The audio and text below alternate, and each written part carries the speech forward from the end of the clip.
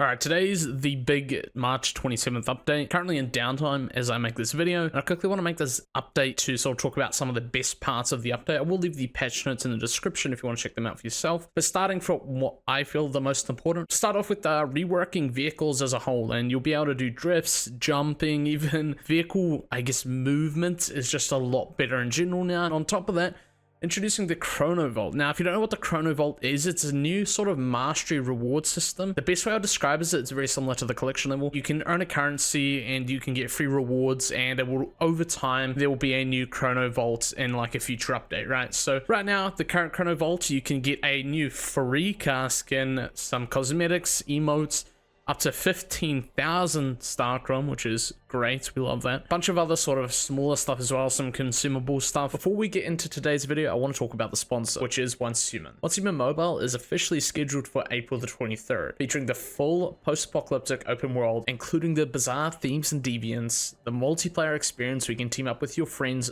whether that be on mobile or PC, with full crossplay and cross progression, including all of the unique survival and base building systems with crafting and gathering, and the deviation system where you can collect unique creatures. There's already over 30 million pre-registrations for Hunstmen on mobile, with the link in the description, where you can also get 2 exclusive charms by simply pre-registering on Apple or Google Play. The next biggest thing to come in this update is furniture dyeing. I know a lot of people have been asking for this, and you're finally going to be able to dye furniture. You can buy furniture dye from the Mitsuko marks, seasonal shops, so you earn your Mitsuko marks and you can buy that dye, and that is going to be one of the big reasons to make sure you get your Mitsuko marks now, is to get this furniture dye. You start off with 11 dyes and 1 advanced dye, and you'll be able to unlock more dyes as they add them, and presumably there might even be monetization behind this, but as it stands from how it currently reads, is the current iteration is free. Now, this doesn't mean you can dye every item in the game yet. Over time, they're going to be rolling out updates to shop items that you have to be able to dye them. So this is going to be an over time thing. Don't expect everything to be dyeable instantly. So you now have a bunch of ways to, customize your furniture. And I know a lot of people are asking for character dyes as well. The good news is character dyes are in development. A Q&A a few weeks ago on the official Hunstmen Twitter basically mentioned the idea that we will be getting, or that working on character dyes, which is, in my opinion, the thing that I'm most looking forward to. But I also think furniture dyeing is going to be fantastic, just to add a little bit more creativity into your builds. We're getting more puzzle themed pieces to Eternaland. If that's your kind of thing, you like creating game modes and such, or activities, you can get a passcode lock, clue logs, and reward crates. So presumably you can set up chests with the rewards that give you stuff, and that opens up a whole new set of, creativity, which is always welcome. And as said in my last update video I did a couple days ago, anti-type effects are now disassociated from the cradle and are now just ammo types you can craft, such as suppression AP and penetration AP ammo, as well as all of the different anti-type ammo effects. This can also be applied to offensive tactical items, giving you another way to take down these super anomalies, which is always appreciated. There's new tactical items. I did also mention this in my previous update video. The flamethrower is finally here. There is a shield matrix, which prevents projectiles in a static area, and then there is a Mr. Wish rocket launcher, which is a guided homing missile rocket launcher, which is always cool. There's new mimetic specializations specifically for the Primor, so more ways to participate in that event on Manibus. There's a brand new public crisis event called the Paradox Space. Now, I don't exactly know the specifics on how this event is going to work. We're going to have to wait till we jump in game and experience this crisis event for ourselves and see what the rewards are. There's brand new Wish Machine prize pools. There's the Bullseye Hunter.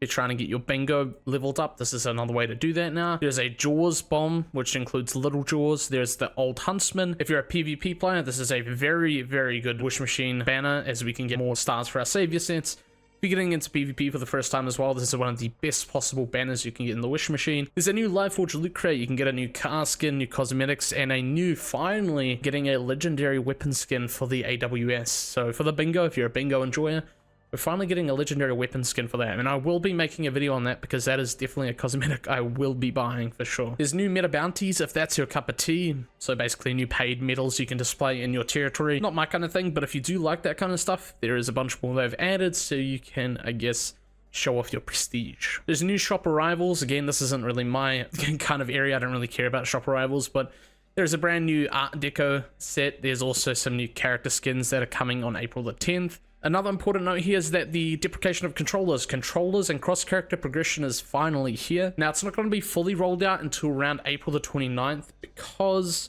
they have to test it in small batches to make sure the character merging process goes smoothly. I think they're starting with like Taiwan region, and then they're going to work their way up in order of size. And you can expect every region to have the cross-character progression implemented by the 29th, or on the 29th rather. So you'll be able to use everything on any character in the same region. That is important to note, which in my opinion is one of the biggest things gameplay-wise to come from this update, which is pretty exciting. And again, that also is removing controllers, so you'll be able to freely farm content that you like without any time gates. Always love that. That also means that your existing controllers are going to now turn into a new currency called Scenario Merit Coins. You can take Scenario Merit Coins, depending on how many you get, to Severin and NPC settlements. He is, I believe, the dude that does your Stellar Planula currency. And he will also accept now the Scenario Merit Coins, so you can get a bunch more mod crates and stuff like that, which is always welcome. So basically, if you've grinded out controllers in the past, there is still a use for them. They just become a currency now, which is, I guess, a nice way to compensate people that grinded out controllers and didn't get to use them. Resource balancing. Now, I did mention this in my last video as well, but effectively, higher tier zones will yield a little bit less resources, while early game zones, especially phase 1 and 2, will yield more resources.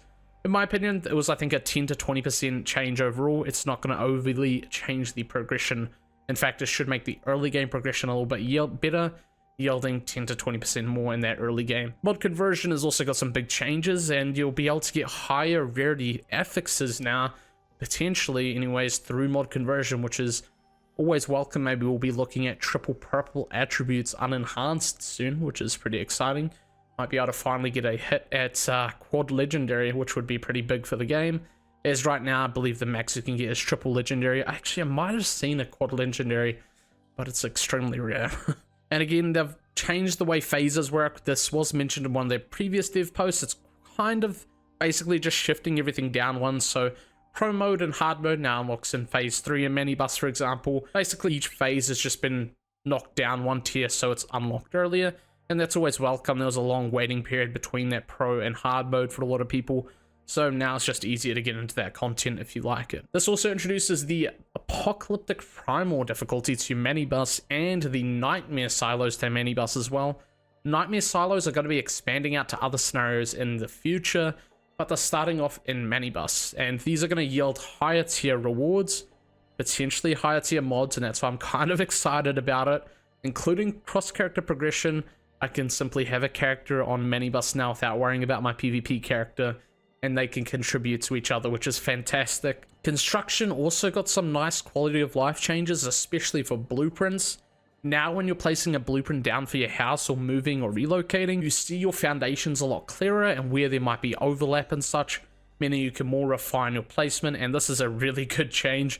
I remember, like, before this patch, whenever I was moving or relocating or building, it would be either placing it too high or placing it too low where I had chests in the ground. So this is a really welcome change. There's now a basically bright green outline or red outline if it's overlapping to give you a really solid idea of what you're placing and how you're placing it.